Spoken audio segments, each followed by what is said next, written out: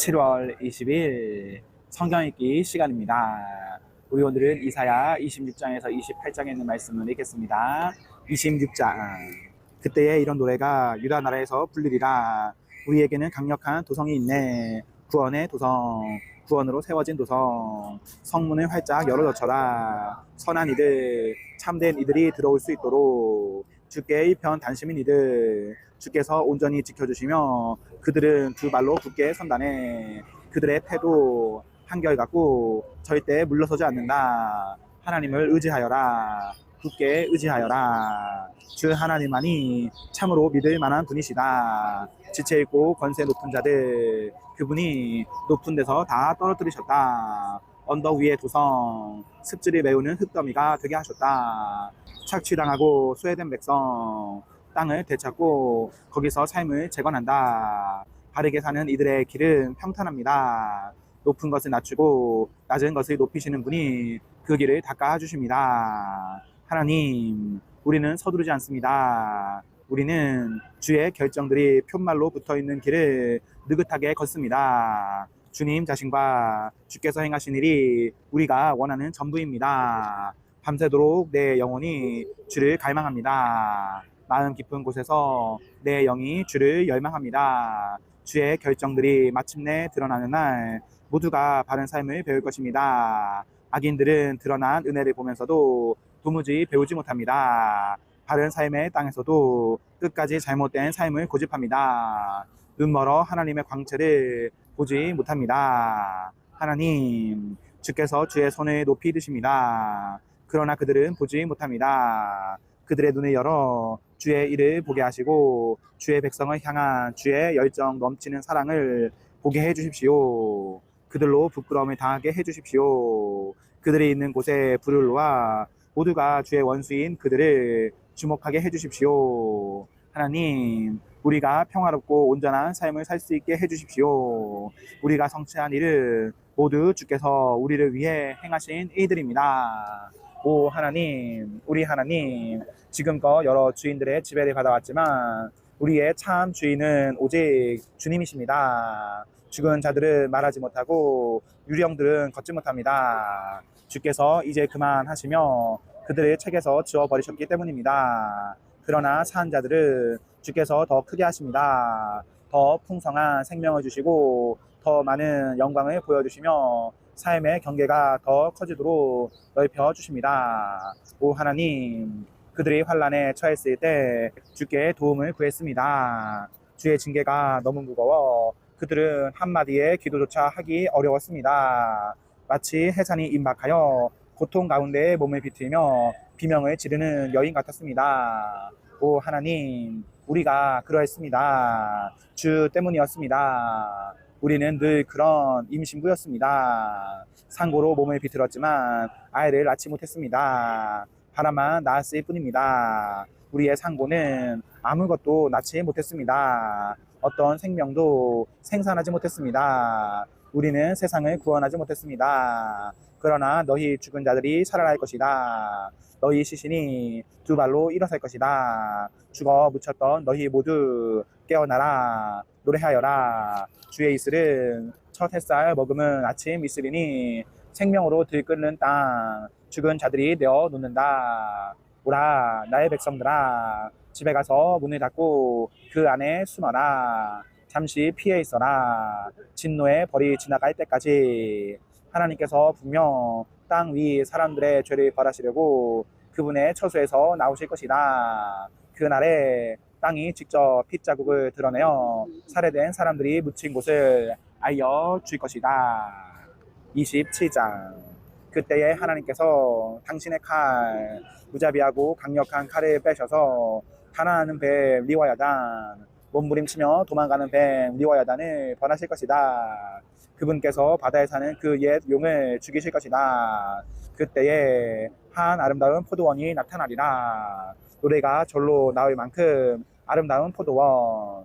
나 하나님이 그 포도원에 가꾸고 물이 되어 누구도 해를 끼치지 못하도록 늘 보살펴준다. 나는 노를 바라지 않는다. 다만 마음 써 줄 뿐. 엉겅퀴와 가시덤불이 돋아난다고 해도 내가 그것들을 뽑아 불에 태울 것이다. 그 포도나무가 안전하고자 하거든 내게 꼭 붙어있게 하여라. 나와 더불어 건강히 잘 살고자 하거든 나를 찾게 하여라. 온전한 삶을 살고자 하거든 내게 꼭 붙어있게 하여라. 야곱이 뿌리를 내리게 될 날, 이스라엘이 꽃을 피우고 새 가지를 내며 그 열매로 온 세상을 가득 채울 날이 오고 있다. 야곱을 친 자들을 때려 눕히신 것처럼 하나님께서 야곱을 바닥에 때려 눕히신 적이 있느냐? 아니, 없다. 야곱을 죽인 자들이 죽임당한 것처럼 야곱이 죽임을 당한 적이 있느냐? 아니, 없다. 그분은 이스라엘에게 가혹하셨다. 유랑은 혹독한 형벌이었다. 주께서 맹렬한 돌풍으로 그들을 멀리 불어날리셨다. 그러나 기쁜 소식이 있으니 이러한 이들을 통해 야곱의 죄가 사라졌다. 야곱의 죄가 제거되었다는 증거가 이렇게 나타날 것이다. 그분께서 이방 제단들을 허무실 것이다. 돌 하나도 돌 위에 남기지 않고 다 허물어뜨리시고 그 돌을 으깨어 가루가 되게 하실 것이다. 음란한 종교 상당들도 모조리 없애실 것이다. 대단하던 위용 이제 흔적도 없다. 이제 그곳에는 아무도 살지 않는다. 사람이 살 수 있는 곳이 못 된다. 짐승들이나 이리저리 다니며 풀을 뜯고 누워 잘 뿐이다. 그곳은 때가 먹기에는 나쁘지 않은 곳이다. 마른 가지와 죽은 가지들이 지천에 널렸다. 하나님에 대한 무지한 자들이 남기는 흔적이란 이런 것이다. 그렇다. 이스라엘을 만드신 하나님께서 그들과 절교하실 것이다. 그들을 지으신 분께서 그들에게 등을 돌리실 것이다. 그때에 하나님께서 유프라테스 강에서부터 이집트 시내에 이르기까지 타작일을 하시리라. 너희 이스라엘 백성은 알곡처럼 하나하나 걷어질 것이다. 바로 그때에 거대한 나팔 소리가 울려 퍼질 것이다. 아시리아의 유랑민을 고향으로 부르는 소리, 이집트의 난민들을 고향으로 맞아들이는 소리다. 그들이 와서 거룩한 산 예루살렘에서 하나님을 경배할 것이다. 28장. 하가 있으리라. 모이고 사납고 초라한 에브라임의 거만한 주정꾼들아. 잘 나가던 과거를 엉성하게 흉내내면서 비틀거리는 수입배에 나온 주정뱅이들아. 잘 보아라. 하나님께서 누군가를 선발하셨다. 그들을 때려 눕힐 거칠고 힘센 누군가를. 우박 폭풍과 허리케인처럼 순식간에 밀려드는 홍수처럼 그가 한 손으로 그들을 들어 바닥에 메어칠 것이다. 이스라엘 머리 위에 파티 모자 같은 사마리아가 한 방에 나가 떨어질 것이다. 그에게 던져진 한 조각 고기보다 더 빨리 눈앞에서 사라지고 말 것이다. 그때에 만군의 하나님께서 친히 자기 백성의 남은 자들에게 머리 위에 얹힌 아름다운 면류관이 되실 것이다. 인도하고 결정하는 이들에게는 정의의 활력과 통찰을, 지키고 보호하는 이들에게는 힘과 용맹을 주실 것이다. 제사장과 예언자들까지 술에 취해 비틀거린다. 갈지자 걸음으로 걷다가 이내 낮아빠진다. 코가 비뚤어지도록 포도주와 위스키를 마신 그들, 앞도 제대로 못 보면서 헛소리를 짓거린다. 식탁마다 구토물 범벅이다. 아예 그 속에서 뒹굴며 산다. 그래, 대체 내가 뭔데 우리를 가르치려 드느냐?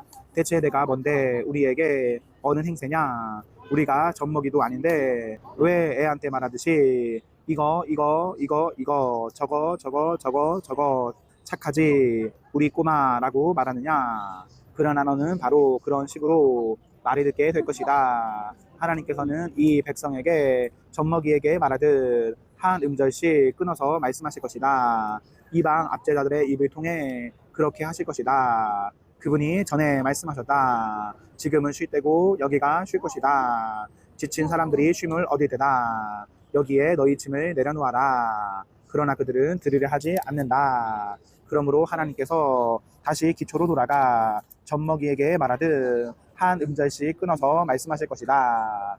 이거 저거 착하지 우리 꼬마. 그러면 그들은 걸음마를 배우는 아이처럼 일어나 걷다가 넘어지고 멍이 들어 당황하며 길을 잃고 말 것이다. 너희 조롱하는 자들아, 예루살렘에서 이 백성을 다스리는 자들아, 이제 하나님의 메시지에 귀를 기울여라. 너희는 말한다. 우리는 좋은 생명보험을 들어주었다. 손해보는 일이 없도록 만반의 준비를 해두었다. 어떤 불상사가 일어나더라도 우리는 괜찮다. 다 대비해 두었다. 전문가의 조언대로 다 해두었다. 우리는 안전하다. 그러나 주 하나님께서 말씀하신다. 잘 보아라. 나는 시온에 초석을 하나 놓을 것이다. 네모 반듯하고 확고부동한 초석이다. 그 돌이 뜻하는 바는 이렇다. 믿고 의지하는 자 흔들리지 않는다. 나는 정의를 주의자 삼고 의를 다림줄 삼아 건축할 것이다.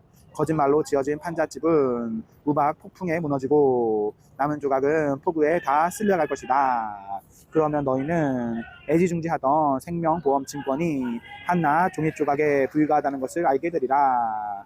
죽음을 막아보겠다고 세운 그 모든 면밀한 대책들은 그저 착각과 거짓의 꾸러미일 뿐이었다. 재난이 닥쳐오면 너희는 아쓰러진다. 아침에도 재난, 밤에도 재난, 재난이란 재난이 다 너희를 덮친다. 재난에 대한 소문을 듣기만 해도 너희는 공포에 질려 몸이 움츠러든다.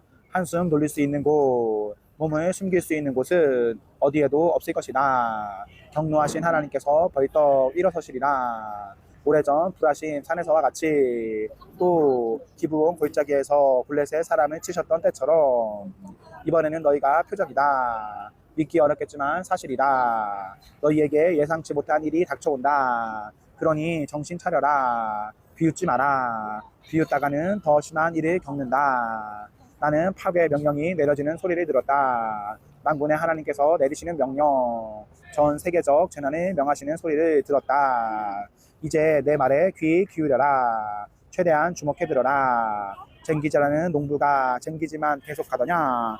혹은 썰이지만 계속하더냐? 땅을 고르고 나면 파종하지 않더냐? 소의 양씨, 대회 양씨를 뿌리지 않더냐? 밭과 미래 보리를 심고 가장자리에는 귀를 심지 않더냐? 그들은 무슨 일을 언제 해야 할지를 정확히 안다. 그들의 하나님께서 그들에게 가르쳐 주신 것이다.